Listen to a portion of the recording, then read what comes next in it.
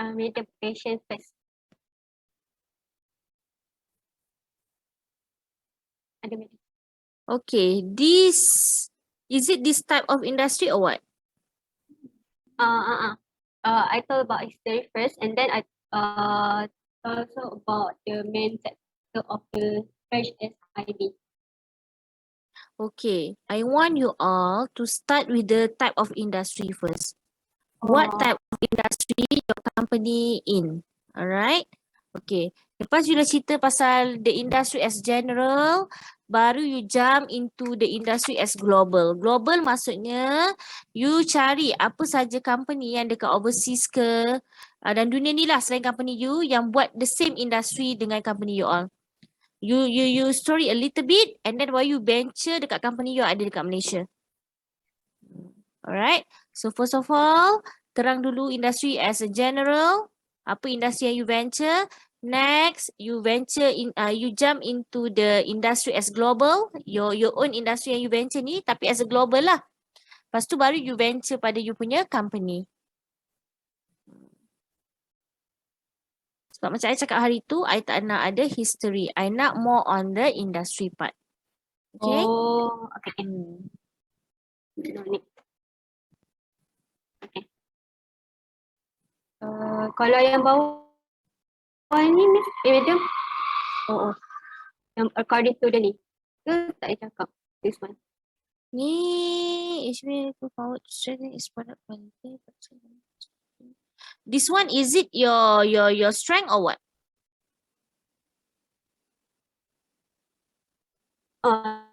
Dia macam nak looking for dia macam pencapaian even COVID-19 but they still can get revenue.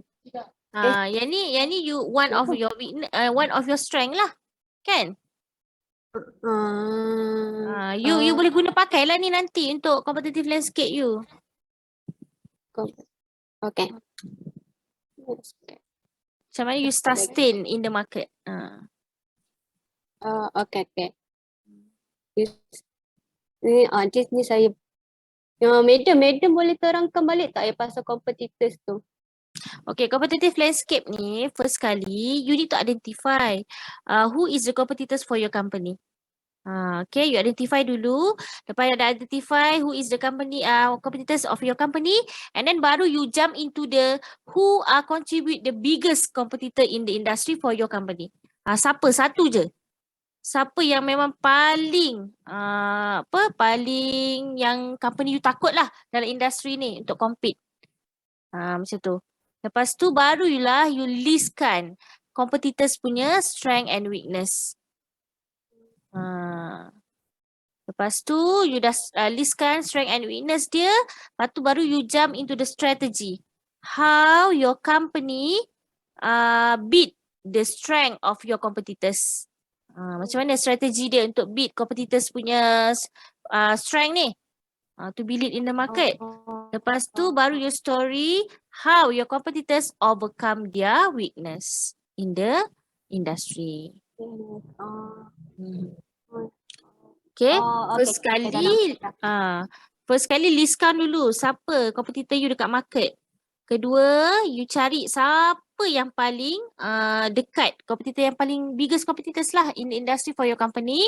Lepas tu baru you listkan dia punya strength and weakness and how the strategy to beat the competitors.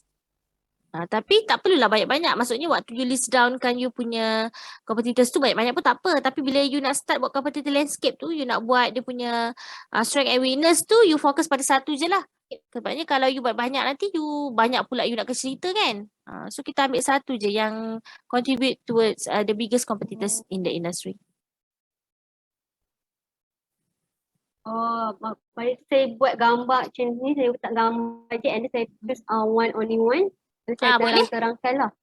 Boleh. Kalau ni macam nanti kita buat in table ke or dalam words? Normally kalau you nak buat strength and weakness tu dalam table pun boleh. Lepas tu bila you nak buat strategi baru buat dalam word. Okay. Kalau saya terangkan sikit ni pasal yang dia punya industri tu boleh tak macam that industri ni macam kompetitor ramai dalam tu. Boleh, boleh, Terangkan boleh. sejarah dia. Mm-mm. Yang macam ni saya General. dah buat ini. General je lah. Boleh, boleh, Oh. boleh. Mm-mm. Okay. Tu je. Saya move ke the next part. Masalah. Mm-mm.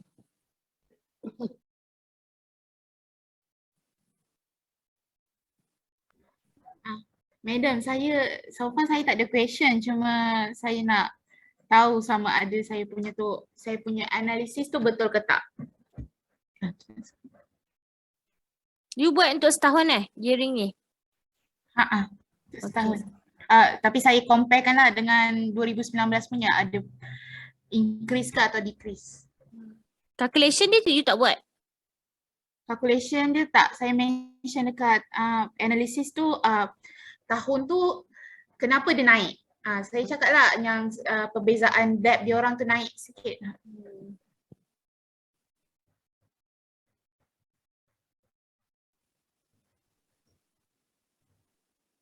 Okay, yang first paragraph ni is the introduction kan, betul tak? Okay, the second one, you move into the interpretation of result, is it? Yes. Okay, where your comment?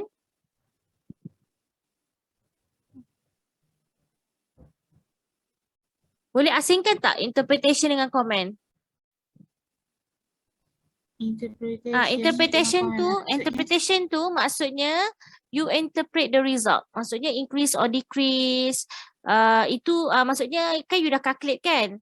Kan you can see from 2 or 3 years of gearing.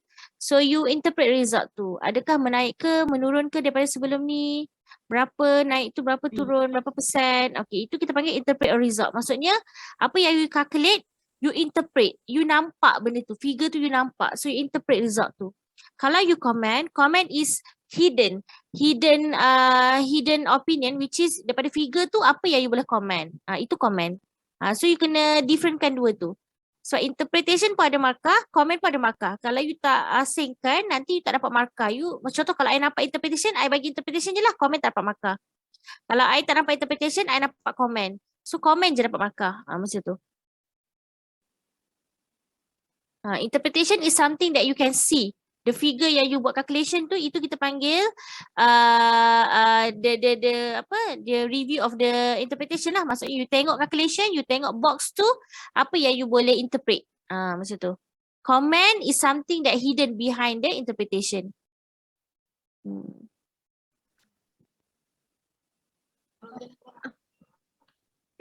Okay, faham madam.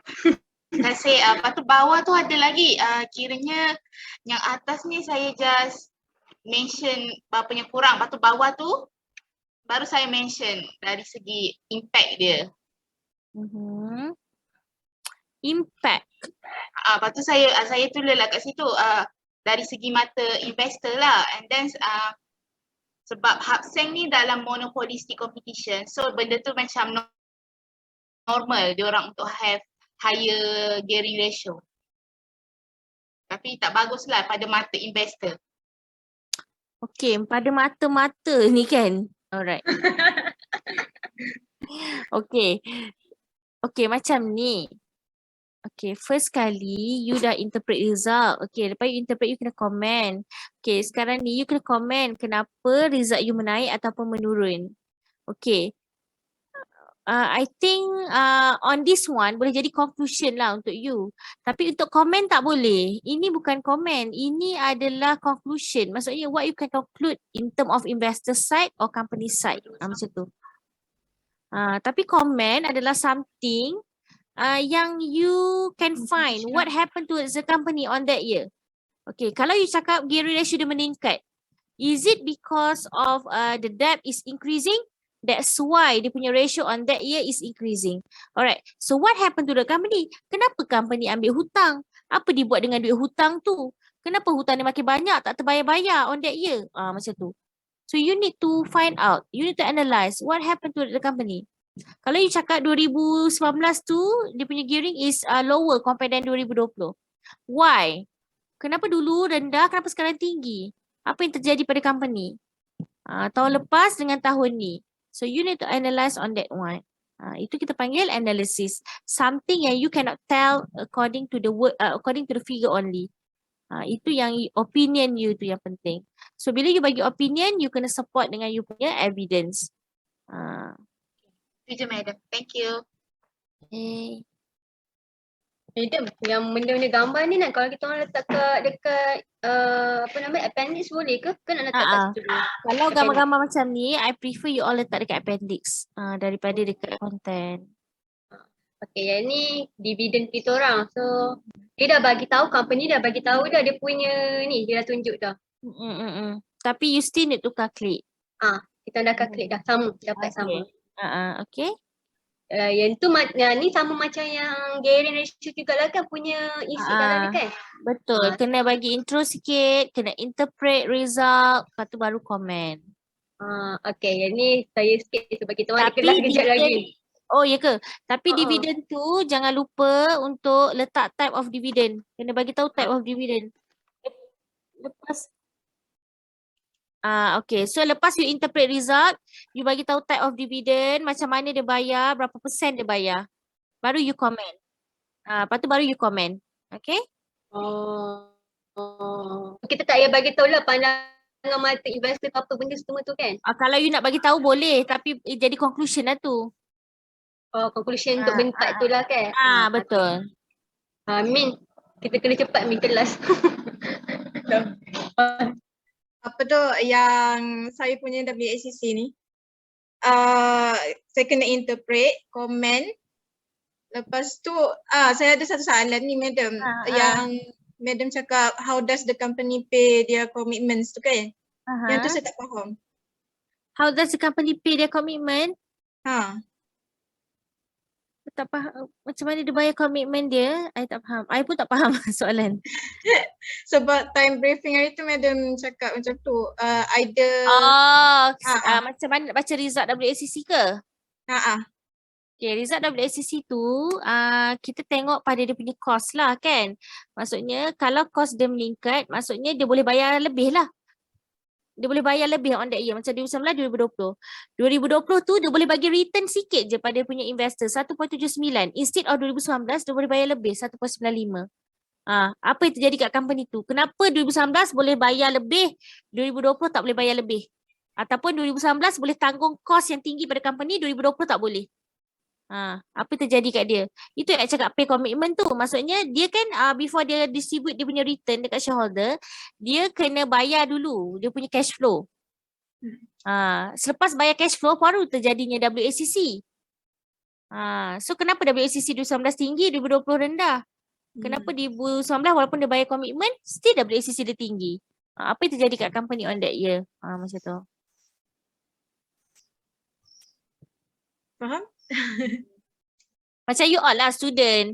Tahun ni duit mara tiap-tiap bulan dapat sama. Tapi bulan yang first tu aku boleh saving banyak. Bulan kedua tu aku saving sikit. Sebab apa? Apa kau buat bulan tu?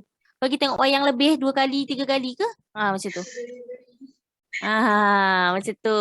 Mungkin tahun 2020 tu banyak duduk library. Tak pergi tengok wayang langsung. Sebab tu dapat menyimpan lebih. Contoh.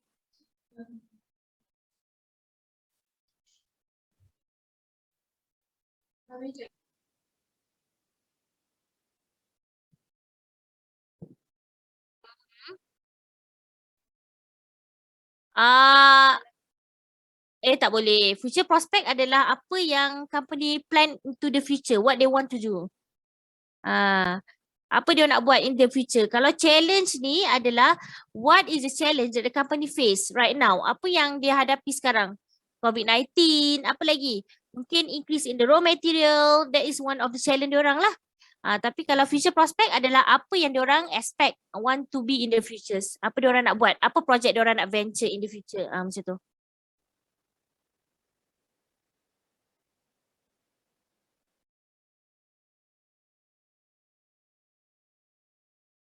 Itu untuk apa? Itu apa?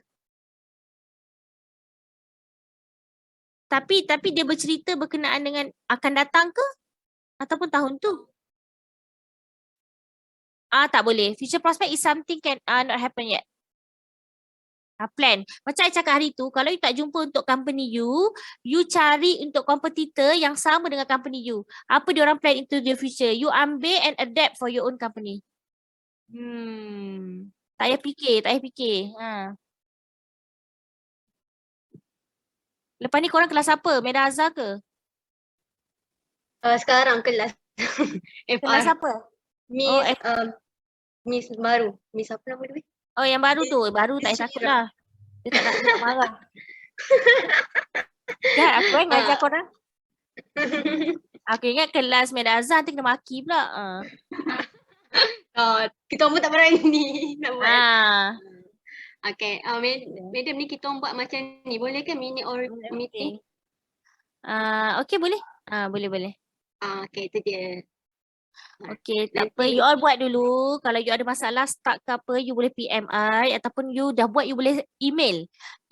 Nanti akan provide feedback. Okay. Kalau you rasa you tak puas hati untuk email, you boleh buat meeting dengan I macam ni lah. You boleh set up meeting dengan I, PM I. Tak ada masalah. Tapi akan datang I akan buat lagi. Consultation macam ni, you boleh lagi jumpa I nanti, tunjuk. Okay. Okay? Thank you, madam. Okay, thank you, madam. Okay, thank you. Thank you, madam. Bye.